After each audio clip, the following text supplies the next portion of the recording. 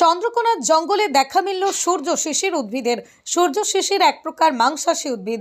সূর্য শিশিরের পাতাগুলো ছোট আর গোলাকার। এই উদ্ভিদটি আঠালো ফাঁদওয়ালা মাংসাশী উদ্ভিদ। মূলত স্যাঁতসেঁতে শুষ্ক জায়গায় এই উদ্ভিদের দেখতে পাওয়া যায়।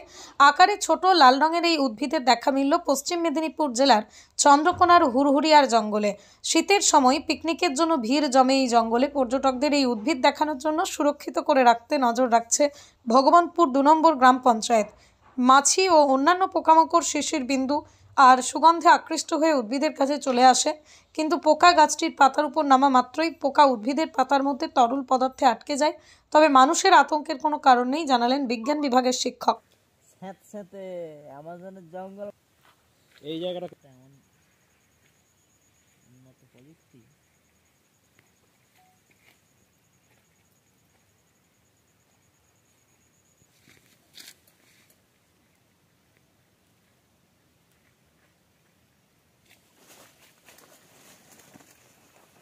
ভৈরবপুরে এসে আজকে এখন ফুটছে, সব গাদা ফুটছে। আজ কোথায় যেগুলো গড় বেতার জঙ্গলে যেগুলো হুমগড়ে বেরিয়েছে অনেক বড় বড় ছাতুর মতো একবারে মাটি অনুপাতে হয়।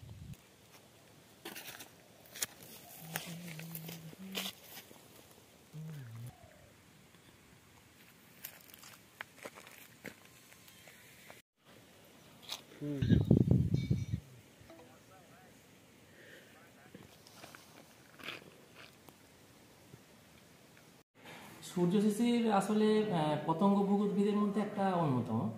তো এক্ষেত্রে দেখা যাচ্ছে এরা সাধারণত আর্দ্র পরিবেশে জন্মায়।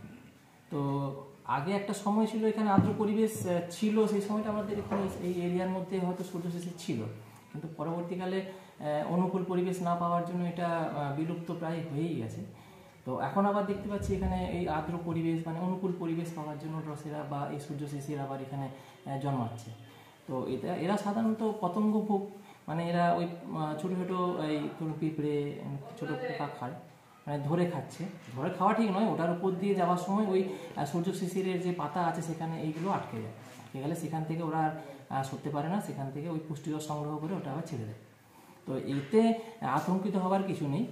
যেহেতু একদম সেই পিঁপড়ে ধরুন পোকামাকড় ছোটো ছোটো খাচ্ছে, এটা মানুষের আতঙ্ক হওয়ার কিছু নেই।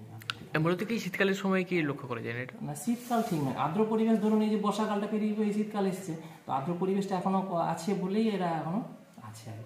কতদিন পর্যন্ত থাকবে? এবার এই যখন গ্রীষ্মকালটা চলে আসবে তখন ধরুন পরিবেশটা শুষ্ক হয়ে যাবে, সেই সময়টা এদের আর দেখতে হয়তো পাওয়া যাবে।